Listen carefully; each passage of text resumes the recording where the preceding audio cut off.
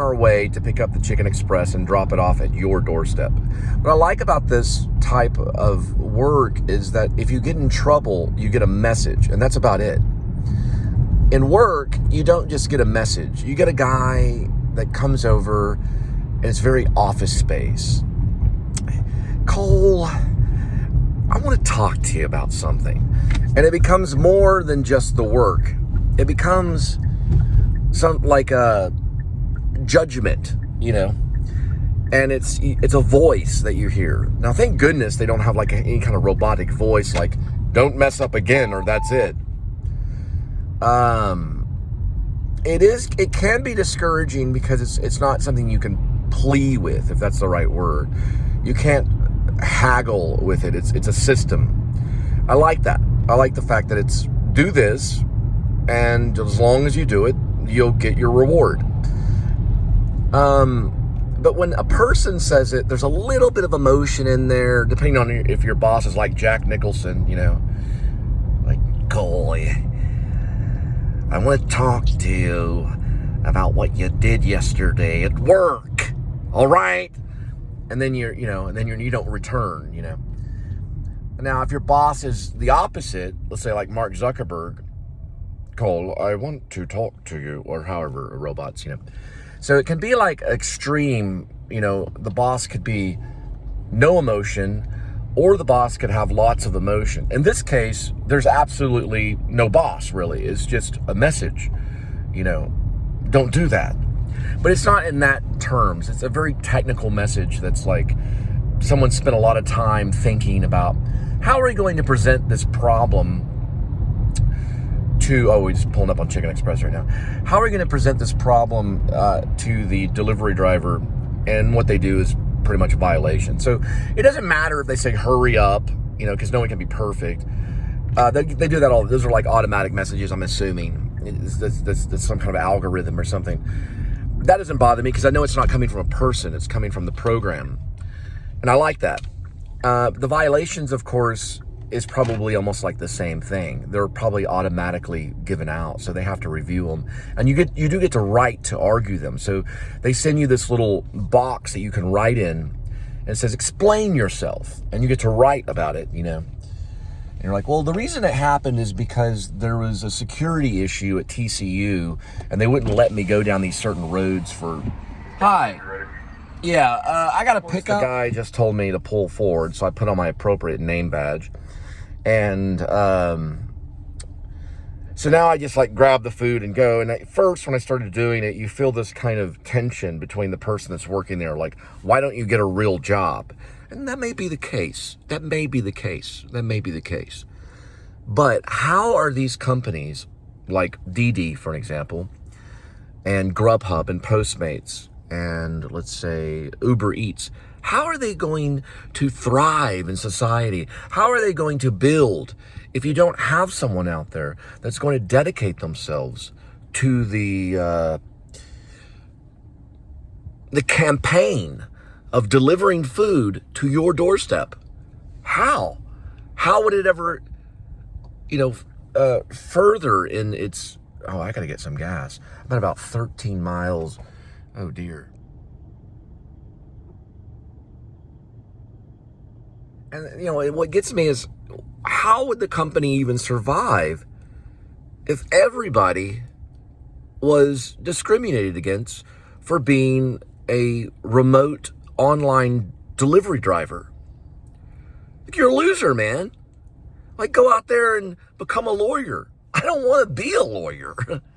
I mean, if I had to be, I would. But, once you go out there and work on Wall Street, because I don't want to be sitting there throwing my hands in the air like a slave going, sell, sell, sell. I'm perfectly fine at the present moment. But if anything goes wrong, you'll be the first to know about it.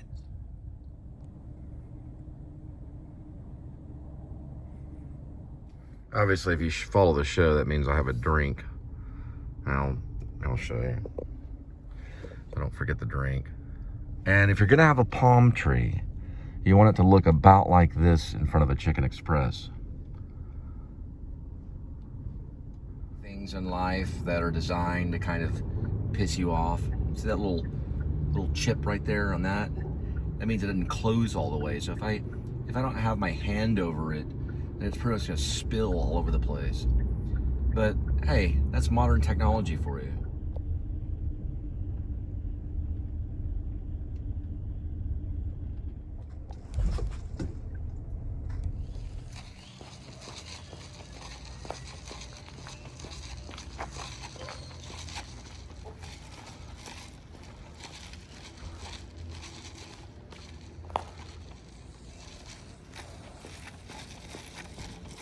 My trunk is acting up.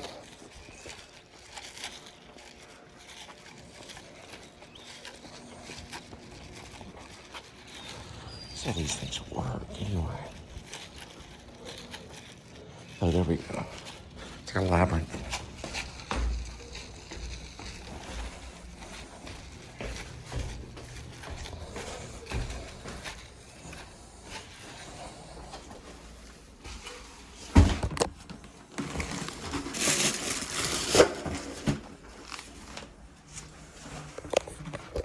The Mini Cooper Paceman is what they're calling it. Good old Paceman. The old weather's changing, so that messes with the tire pressure monitor system. So your tire pressure monitor is all wacky. You got to put air in it.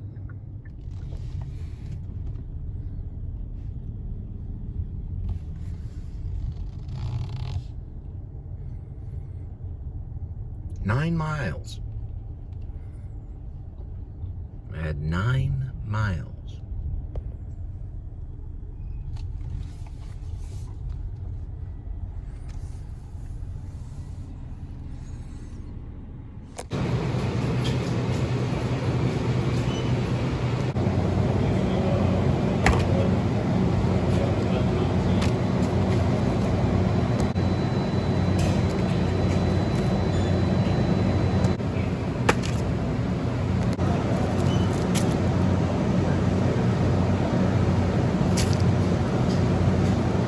All right, so the total, after getting a little bit of gas, so we're dealing with like $11 in gas, and of course the hot dog, well, the 2 hot dogs, $14.25 is the damage on that one. So that's the 2 hot dogs, $3. Then I put in my code, so no special drink. I still got my lollipop thing, and I'm just going to go ahead and show you this right here, but here's the actual hot dog right here. So I like how they do the buns because you can see the dog a little bit better. I guess I could have put cream cheese on my dog. I got the cream cheese for $2. We don't have cream cheese now. We have cream cheese, but the Target thing was $6. This is like $14, and I haven't even started my day yet.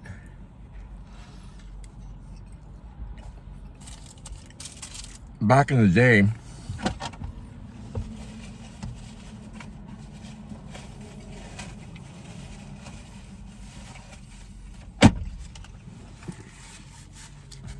$14 to get you through a weekend. Well, $10 on gas. $4 we get 4 sodas. Or maybe $20 for the weekend. Nowadays, that's very different.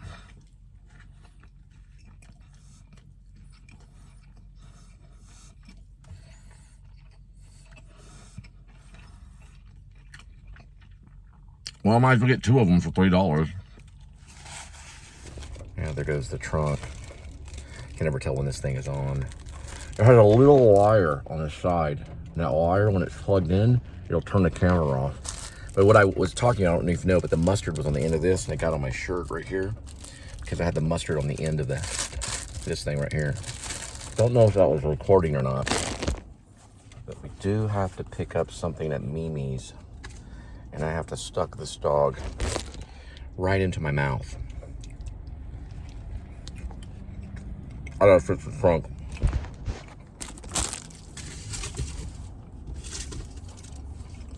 But I'm gonna throw away the rest of the trash. I'll pick this up. They're like, "Where are you?" what's going on? Well, it's human, you know, it's a human thing. Didn't you ever see that movie with Tom Hanks where he's flying the plane? Captain whatever.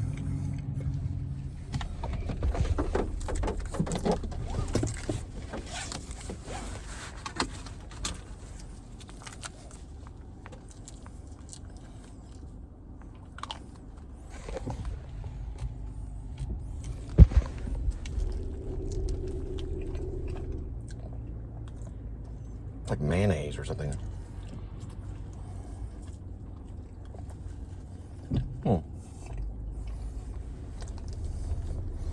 Brought to you by farmers. I see it as a lot of the delivery companies would probably have to pay me because I'm giving them free advertising when I talk about Grubhub and Postmates and New Breeds. And I would get a photo of that George Lucas Star Wars thing on the end of that, or on the back window of the vehicle, the Lincoln Navigator, but I'm too far away and I only get a 3x zoom, so I'll try it anyway.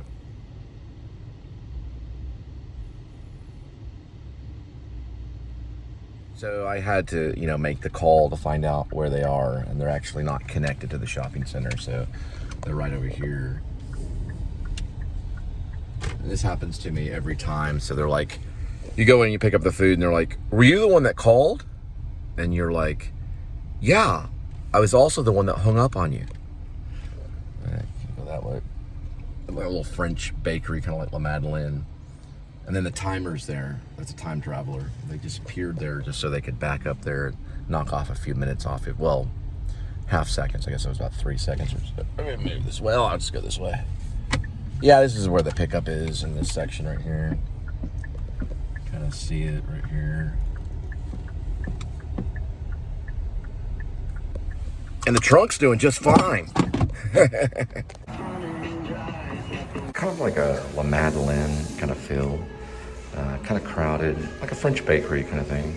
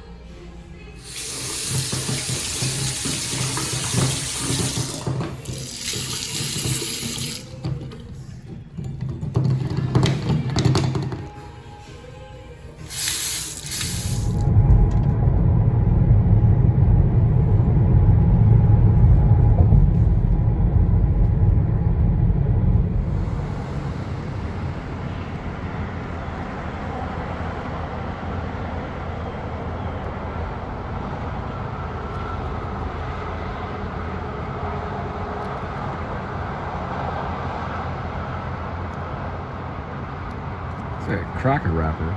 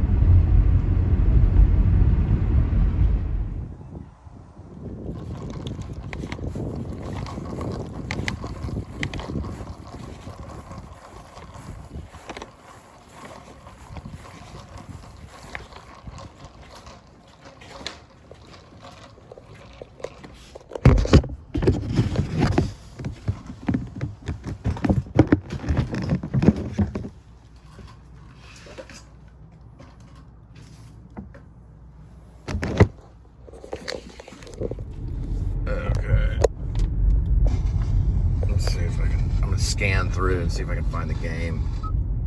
Or find out at least information.